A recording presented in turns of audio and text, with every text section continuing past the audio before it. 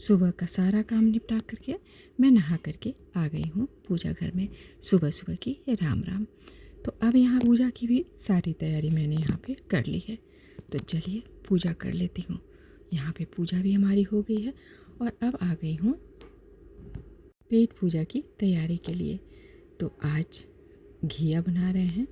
Fridge में आज घिया है, तो घिया को सबसे पहले तो धो करके ले आई हूँ और ले करके इन्हें छील करके और काट करके रख देती हूँ। फिर बनाएंगे हम अपनी सब्ज़ी।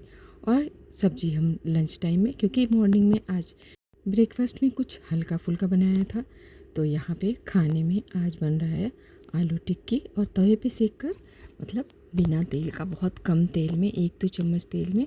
और यहाँ पे हमने लंच तैयार कर लिया है। चलिए लंच पहले कर लेते हैं और सबको लंच करा देते हैं पहले, उसके बाद करूँगी।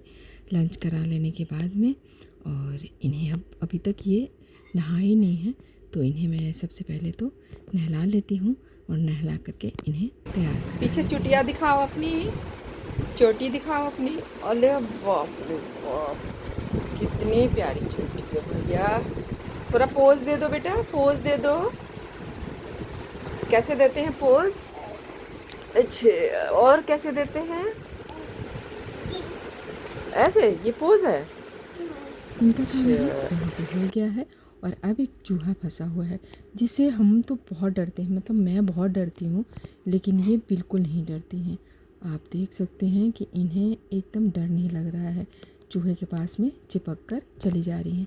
कितना भी कह रहे हैं कि हटो हटो, साइड हटो, लेकिन इनको कोई डर वगैरह है नहीं, किसी चीज़ से नहीं डरती हैं ये। आप आ सकते।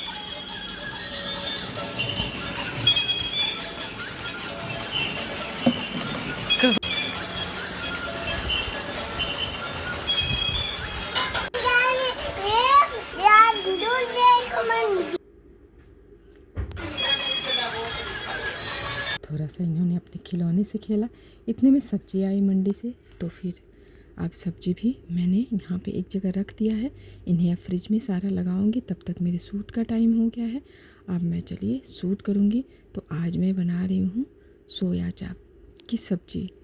अब इसे बनाना ना थोड़ा लंबा प्रोसेस होता है, लेकिन क्योंकि सूट करना है तो फिर थोड़ा टाइम तो लग ही जाता है। तो यहाँ पे मंडी से ही सोया चाप मंगवाया था और यहाँ पे अब मैं सारी तैयारी कर लेती हूँ।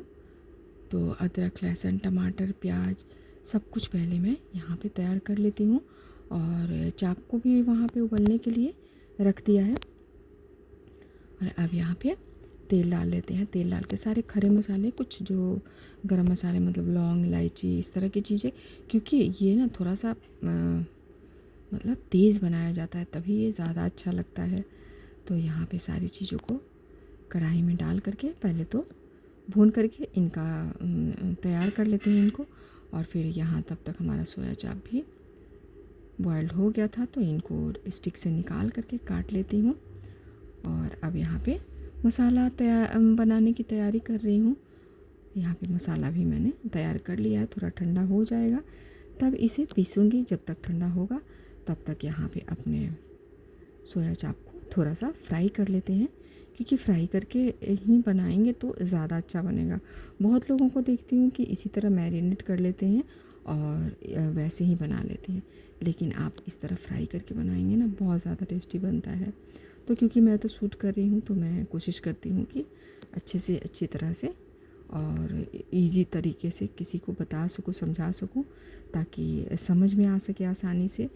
जो कि हमारे व्यूअर्स हैं वो देखें तो वो आसानी से अपने घर पे इस रेसिपी को बना सकें। तो मेरी कोशिश यही रहती है कि आसान से आसान तरीका मैं, मतलब मुश्किल से मुश्किल चीज़ के लिए ढूंढूं और उस तरह की रेसिपी मैं आप सभी के साथ में शेयर करूं, ताकि आप सभी आसानी से बना सकें और वो चीज़ें ईजिली मतलब मिल जाए। बहुत आप मेरे चैनल पे कभी जाकर देखेंगे तो आप पाएंगे कि मैं बहुत ज़्यादा टफ़ और बहुत ज़्यादा मुश्किल रेसिपी शूट नहीं करती हूँ, क्योंकि वो चीज़ें हैं कि फिर आम लोगों के पहुँच से बाहर होती है।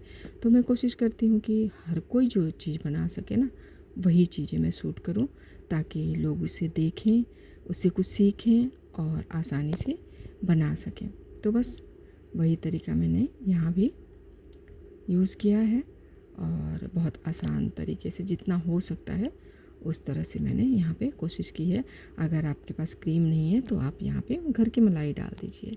और अब जब गैस के पास आ ही गई थी तो थोड़ा सा आंवला पड़ा हुआ था, तो मैंने सोचा कि चलो इसको भी, क्योंकि वो थोड़ा ना ख़राब होने लग गया था, तो लाल लाल सा होने लग जाता है ना ज़्यादा टाइम रख दीजिए तो यहाँ पे मैंने उसकी भी तैयारी कर ली है, ताकि बन जाएगा तो एक तो पौष्टिक होता है और ज़्यादा टाइम रहने पे ख़राब भी हो जाएगा तो फिर फेंकना ही पड़ जाएगा, क्योंकि इस टाइम धूप वगैरह भी उतनी अच्छी नहीं, कभी बादल कभी धूप, तो सुखाना भी नहीं, तो वैसे सुखा करके रख लीजिए तो सूखा नारियल सूखा आंवला बनकर तैयार हो जाता है, तो वो भी बहुत काम आता है, बालों में लगाने के काम में आ जाता है, या फिर आप छोले वगैरह बनाइए तो उसमें डालने के काम में आ जाता है, या फिर आप चटनी वगैरह बना सकते हैं, उसका शरबत वगैरह बना सकते हैं, इस तरह की चीज़ें आप उसका बना सकते हैं।